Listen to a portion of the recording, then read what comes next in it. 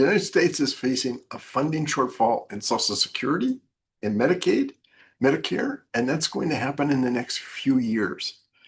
What we do is a major, major issue because it could shortchange a lot of retirement plans. And what I'm going to say may challenge what most people believe about the retirement planning.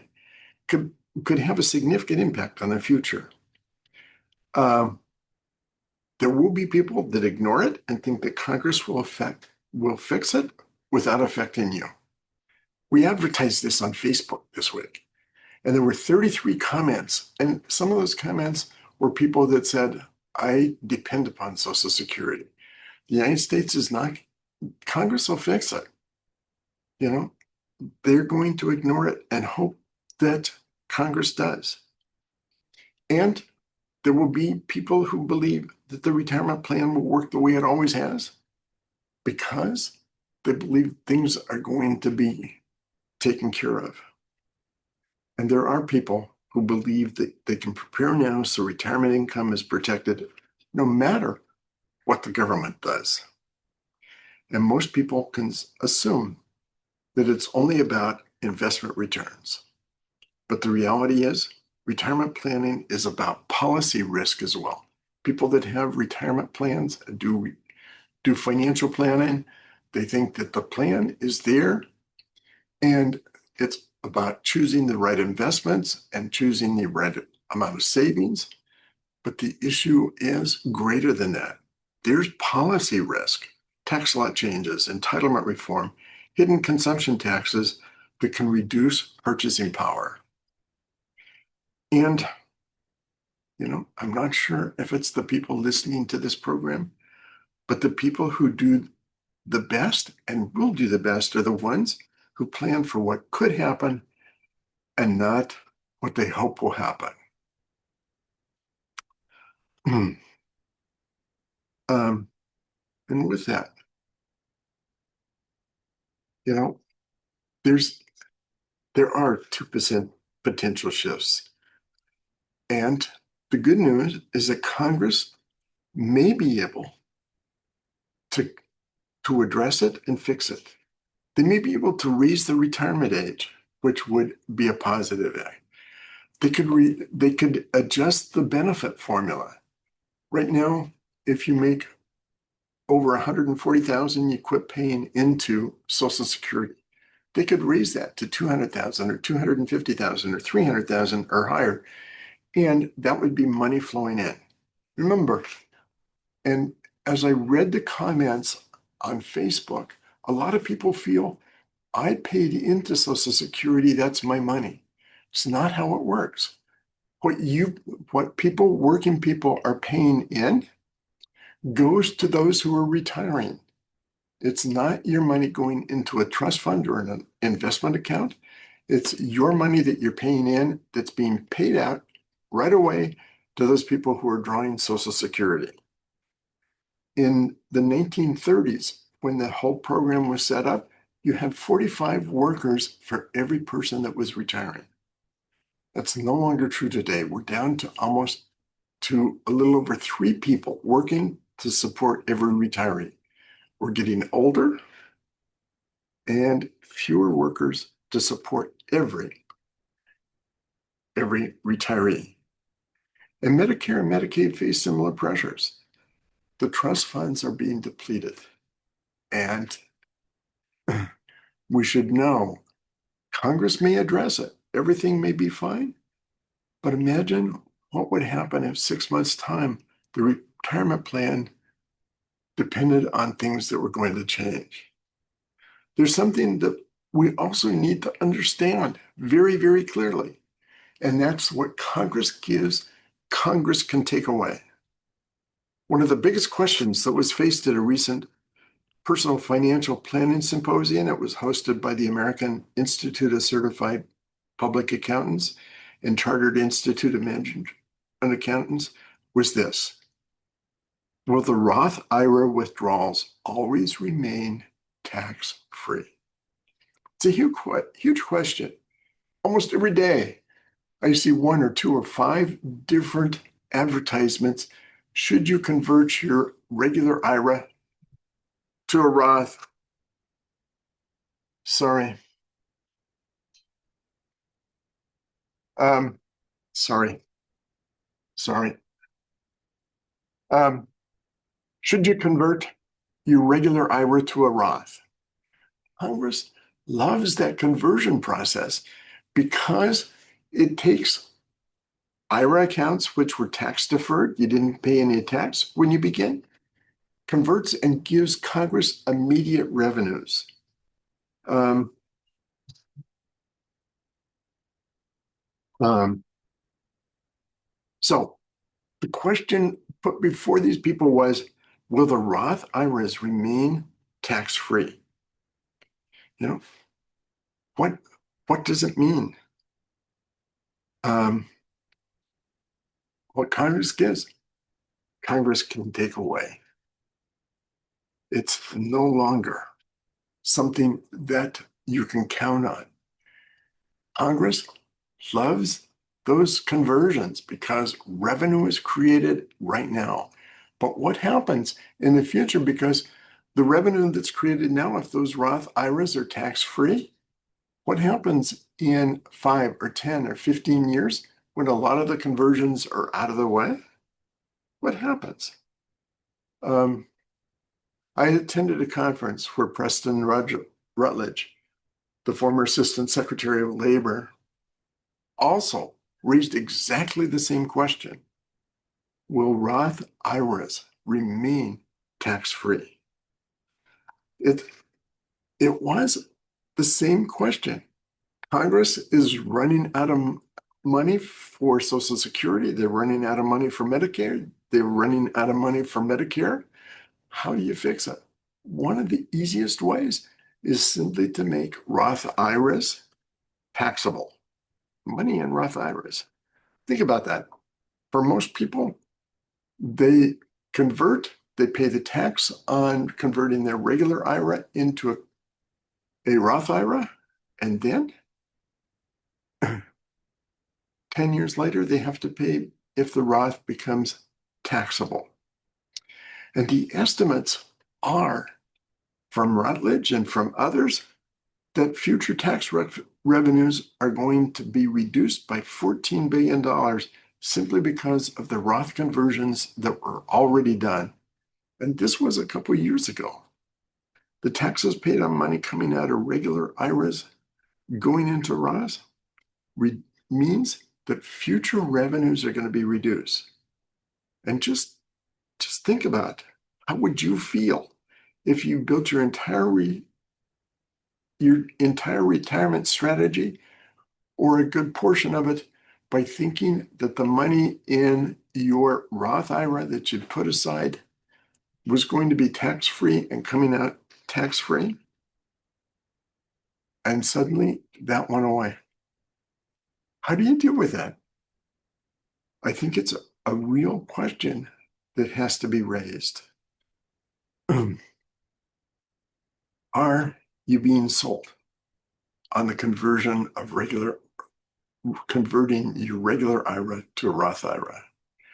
I mentioned this whole thing on Facebook because there were 33 comments, a lot of misunderstanding about what Social Security was, a lot of misunderstanding about what had to happen, but also a lot of questions on converting regular IRAs to Roth IRAs.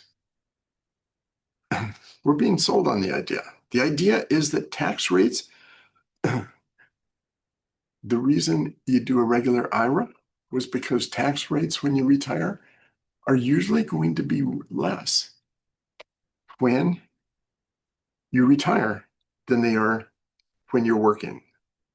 Financial advisors selling the idea that may not be true. Financial advisors are saying maybe tax rates are going to have to be raised.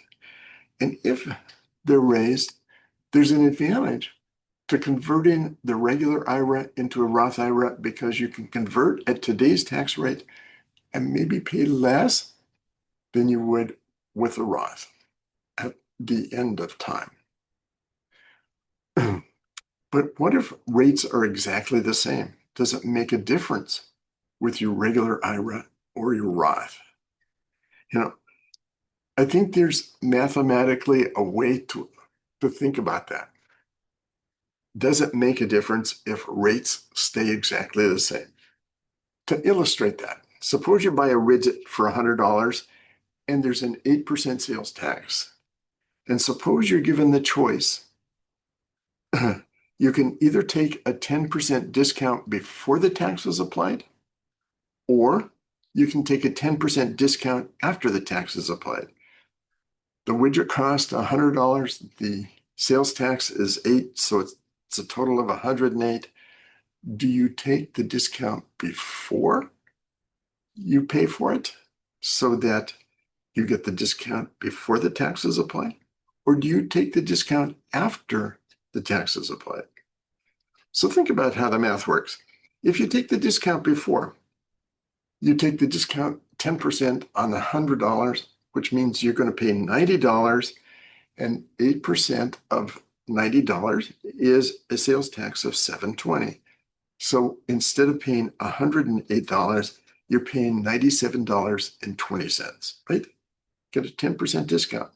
10% of 100 is 90, and 8% of 90 is $7.20. So you're paying $97.20 for that widget of $100. But suppose instead you decide to take the 10% after you pay the $108, the $100, and the 8% sales tax. What does it work out with a 10% discount? Well, 10% of $108 is $10.80, right? So if you take $10.80 off your 108, it's $97.20. Same thing. Take the discount before or the discount after, it's the same thing. So if the tax rates on IRAs remains this on your income remains the same, having a regular IRA or a Roth IRA, it's not going to make a bit of difference if Roth IRAs remain tax-free. So if tax rates are lower when you retire, it's an advantage to have the regular IRA all the way through. So the regular IRA works better if tax rates are lower or equal to pre-retirement and post-retirement. Same thing. The only thing that a Roth will be an advantage is if tax rates go up after you retire. But that is assuming that Roth IRAs are not taxable. What happens when they're converted and that revenue streams disappear? It could be a disaster. It could be a true disaster. And think about what's going on right now. The Social Security Trust Fund reserves are expected to be depleted in 6 to 8 years. And if nothing happens, benefits get reduced by 21 to 23%. If Congress doesn't fix it, revenues get reduced by 21 to 23%. How do you make up that 21 to 23%? Do you actually tell people that they're going to get less? Do you really tell people that they're going to get less? You can raise the retirement age. You can adjust the benefit formulas. But in any case, something has to happen to fill the gap, or you're going to cut Social Security by a significant amount. It's not just a financial plan where you look at retirement with a nice, straightforward, and choosing investment vehicles. It's a policy change. It's important to consider what's going on. The other thing that's going to happen is, and we're starting to see what's happening, is that the federal government raised $184 billion via tariffs in 2025. Tariffs are paid 94% by the individuals, the consumers. You're paying 94% of the tariffs. 94% of the 184 billion was paid by consumers, not by the governments that were exporting stuff, not by companies who were exporting stuff, not by the companies who were importing those goods. They were paid by the consumers. They were just simply tacked on. That's like a sales tax. Same thing. So in Washington, here we charge around 8% for a sales tax. Now you add onto that the amount of money paid by the tariffs. And the government has to look at those sort of things. The government is looking at how they can raise revenues to cover Social Security, Medicare, and Medicaid. And one of the ways to do that is to add more consumption tax through tariffs or other means to impact what you're going to be getting from your retirement plan. The real question in all of this is, what is your contingency plan? What happens to how does your retirement plan survive? How is it going to survive with higher tax rates? How's it going to survive entitlement reform? How is it going to survive inflation pressure? Potential potential Roth taxation. As I see it, you can hope none of this happens. You can hope that it all goes away, that it's just some question that some crazy guy who ran a workshop raised the question for. You can also assume that you'll just make the adjustment when it happens. You'll just wait for it to happen. You can do that. Or you can really begin today to take seriously what could happen and begin to build your retirement plan for that process. Which one of those options is going to be easier and which one is going to be better for you? The people who win in retirement are going to be not going to be the people who guess correctly. They're going to be the people who built plans that worked even when conditions changed. There's really two types of people in this world: those who assume that the system will always protect them, and those who take full responsibility and build their own future. For us, and we manage money, we think a better plan is a steady income stream from investments. We believe our goal is simple. When our clients retire, they should have a steady income stream that's generated from their investment portfolio, one that doesn't have to depend upon what the government is doing. It generates a dependable retirement income. It remains liquid and fluid. It can adapt to future tax changes, and it can grow enough to protect purchasing power. And don't worry, if all that feels overwhelming, you're not alone, because most people have never been taught to plan for policy risk. Most financial advisors have never been taught to plan for policy risk. The good news is there are strategies that can help you to prepare. There are strategies which make sense. Let me make one more thing. We don't use annuities in our planning. For me, annuities are maybe the worst investment investors can make. They're like chocolate-covered hand grenades. And it's a much deeper subject, but annuities are expensive. They have a lot of hidden fees. You pay for the insurance, and you pay for up to as many as 12 or 15 hidden fees that you never see. It's a terrible, terrible investment. So let me ask, what are you going to do? I wanted to share, and because we have, I believe, some people who actually have been part of managing their portfolios. We have on the program Anna and Ken Boynton, Would the two of you like to share what you've done? Where did you start? And where are you now? Are you there? Ken and Ann, can you talk?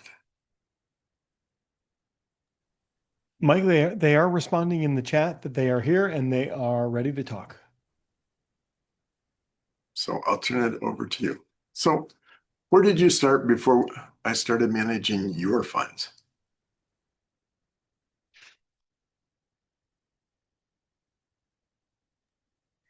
Mike, have you given them talking permission? Oh, yeah. Mr. There we Boynton. go. There we go. Hello. I can talk faster than I can type, so this is probably better. a good idea. Yes. So where were we before? We had met you, Mike, under different circumstances, and we talked with you one day, and you told us what you were up to, and we both lamented that we didn't have enough money to use your knowledge and services. So we both had tiny Roth IRAs, and we had just started our own business. And it wasn't until you started working with 401ks that we were able to combine what we had in our Roth IRAs and ask for your help. That was the first year of that. Was that 17? Mm-hmm. Yep. And so where are we now? We have a pretty decent 401k amount that we're feeling very good about, and we just paid off our mortgage. So where we are right now is pretty elated.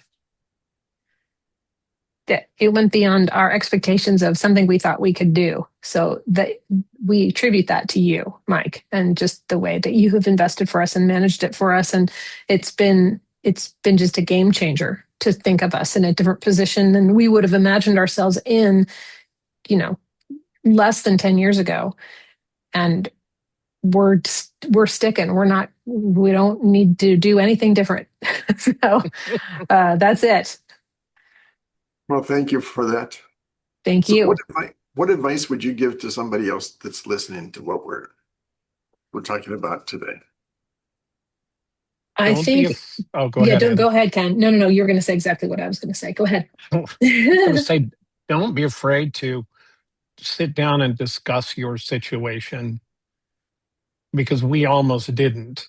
Yeah. And even if it seems dire or it seems like there's nothing you can do, you've got a guy here who really knows what he's doing. So at the very least, sit down and share your situation so that Mike can make a recommendation. Yeah, absolutely. And I think to that, don't wait till you feel like, oh, when we get this or when this happens, talk to him now, because there's things about all of this that I'm a pretty, educated listener, but there's things I didn't even think about or know about or consider at all for us until we sat down and talked to Mike. And that was an eye opener for us also. And you just sort of feel like, oh, okay, wow, didn't see that as a possibility, and now it is. So yeah, and I just encourage you to reach out no matter where you are right now. Appreciate it. And I very much appreciate the trust you placed in me to manage your money. It's stories like yours that really make this worthwhile. Thanks, Mike. Hey, we didn't tell him, really, here's another little feather for your cap, Mike. We'd had somebody approach us about an annuity. And right. And it was a recommendation from someone that we trusted and a friend of a friend. And so we thought, okay, and we listened and we considered it and thought, okay, well, that does sound, shiny. And we We brought it to brought it Mike. to you, Mike, and talked it through, and you were just so kind about it and thoughtful about your answer and responses. And obviously we did not do that, and thankfully we did not, and we were grateful that we did not. And we have it on a little post-it that we wrote during that time that just says, "At the end of the day, we trust Mike." And with sticks on our bulletin board, it's still there. At the end of the day, we trust Mike. And so that's the little words we live by. So there you go. There's another feather for you. Well, thank you very much. I truly appreciate the trust you placed in me. Yep. It's earned. Thank you. Yes, thank you. That was pretty So good. let me Mike. ask if there's any questions anyone has. You can put the question in the box. Mike, somebody him. Oh, hey, Mike. I'm back, and the commentary from Anna and Ken was captivating, and I'm really grateful they were able to be here today. Mike, somebody's asking, what's the risk of doing nothing versus the risk of making moves based on changes that might not happen? You know, Social Security could be cut 20%. Medicare taxes can go up. Something has to happen. It's not a question of things are going to just click along at a regular pace. We know that Social Security Trust Fund is going to be out of money, and we know that Medicare and Medicaid are going to be out of money. We know those issues are going to be addressed. They have to be addressed either by doing nothing, either by Congress doing nothing, or by Congress making changes in retirement ages, benefit formulas, or adding different taxes. And they could be adding different taxes. Generally, if they add different taxes, it's going to be on the same area as tariff or consumption taxes. Either way, it's going to affect the way people live. What you want to do is have a steady income stream that doesn't depend upon the government. That's my whole point. Mike, somebody says, am I in trouble? This is just a straightforward question. Am I in trouble? Or is there actually something that I can do about this? You just have to plan for it. You have to have the right investments, a steady income stream. For us, it's a matter of achieving a higher return on our investments. 5% is what the average financial investor does. These are studies that were done. And this is where we are compared to the average financial advisor. 500,000 put in 2009 has grown to 7.4 million. The average financial 1.2.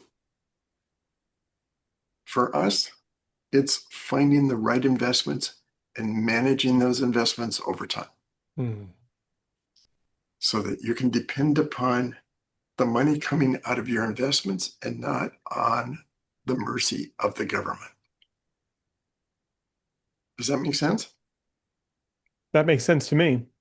There's a couple of questions that all kind of fall under these are very personal type questions. So Mike, what I'm going to suggest is in the webinar chat, you will find that I just put an email address for Mike. That email address is mike@adamsfinancialconcepts.com. For anybody who happens to be watching this on the replay that can't see the chat, mike@adamsfinancialconcepts.com. You can send Mike a personal email.